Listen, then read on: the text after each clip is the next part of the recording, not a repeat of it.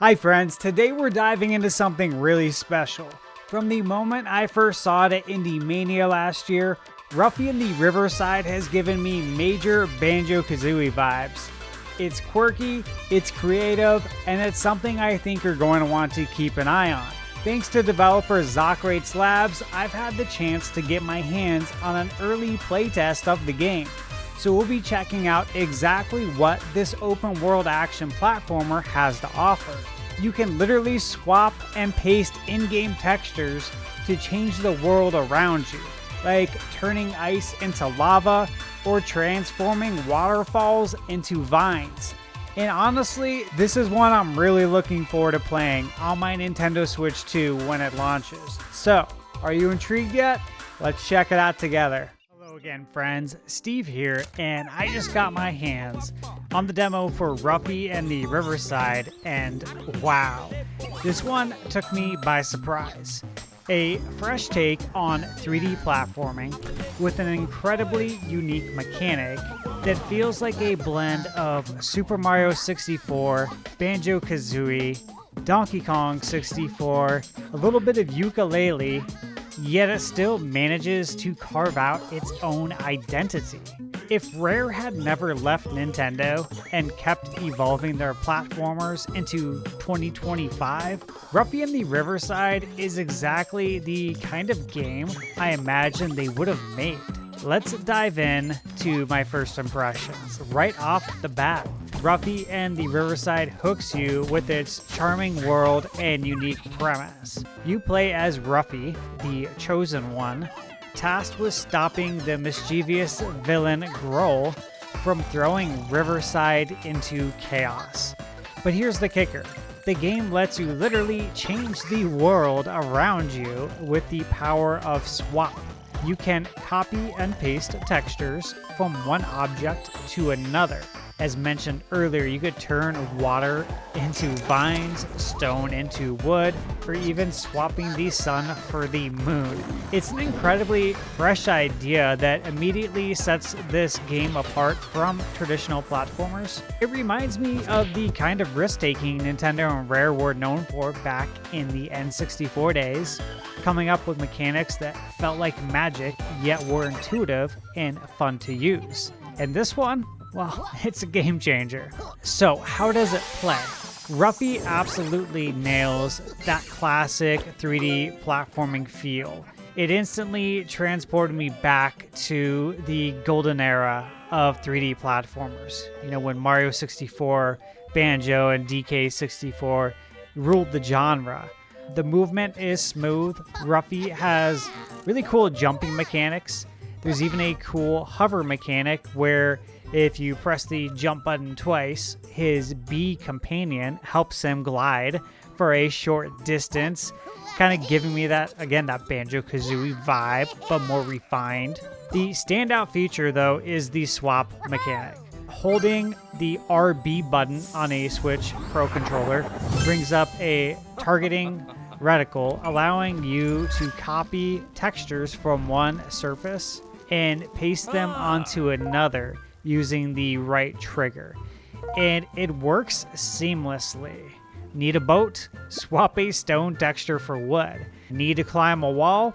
You can swap a waterfall for vines and then climb those vines. It's the kind of mechanic that makes you feel like a genius when you solve a puzzle with it.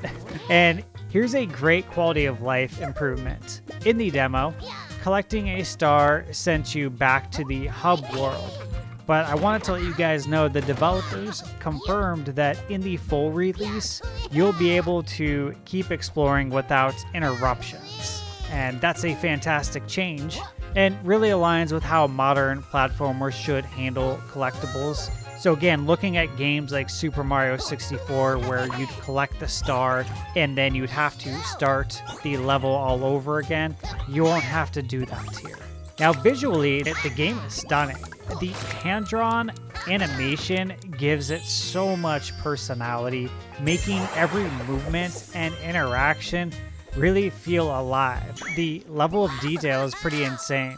For example, like Ruffy's fingers move while he runs, his cape flutters in the wind, and the environments are really bursting with color and charm. And again, I hope I don't sound like a broken record, but it reminds me of how Rare approached their games back in the day, where every inch of the world feels handcrafted, from the vibrant character animations to the lush environments. The attention to detail is on par with something you would have expected from first-party Nintendo Rare back in the day, which I know is paying a big compliment, but if you play the game, it's hard to not compare it to that. Now, I played the demo on my PC. I have an RTX 3080, and it ran flawlessly at 60 FPS. And the animations look even smoother than they do in the trailers. Some of the trailers I saw made the animations maybe look a little chunky.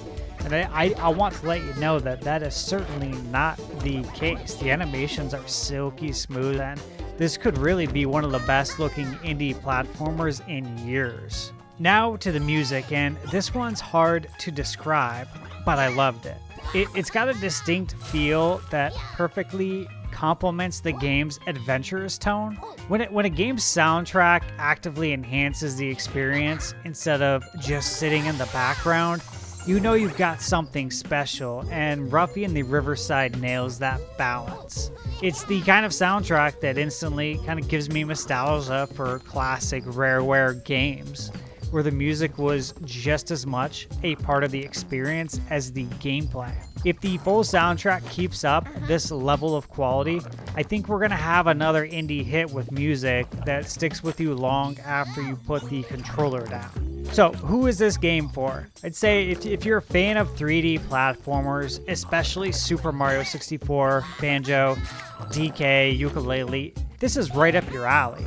It's got that classic Nintendo Rare charm, but with a modern twist. And if you're looking for a platformer that offers something fresh, the swap mechanic makes this a must-try.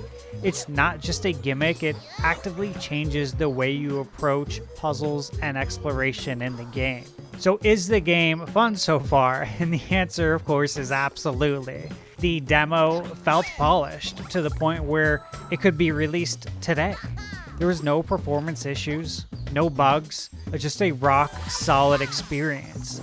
The puzzles are clever, the movement is smooth, and the swap mechanic never gets old, and I collected 9 stars throughout the demo.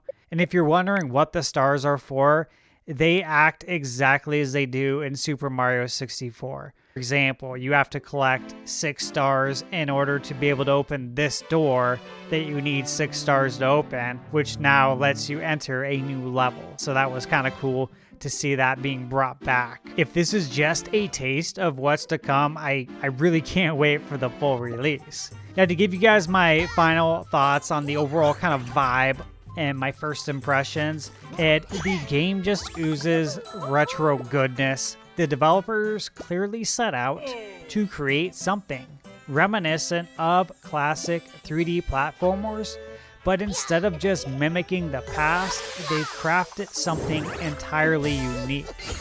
From the gorgeous hand-drawn animation to the engaging puzzles and fun traversal mechanics, Ruffy and the Riverside feels like a game that could have been made by Rare if Rare never left Nintendo and continued evolving their platformers into 2025. And that's a huge compliment. The level of polish here is something you don't see every day, especially nowadays when games are being released half done. The game feels like it's been crafted with love and respect for the genre.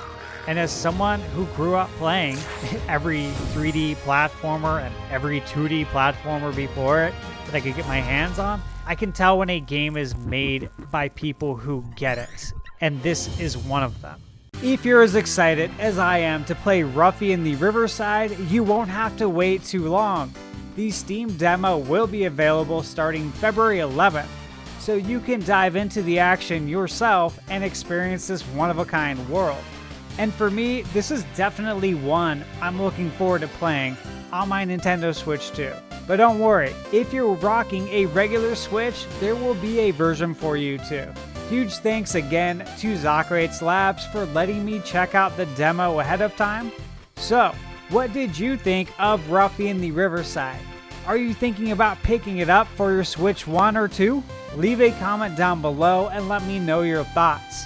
If you enjoyed the video, please don't forget to like, subscribe, and hit the bell for more updates. And as always, remember, you're never too old to play video games.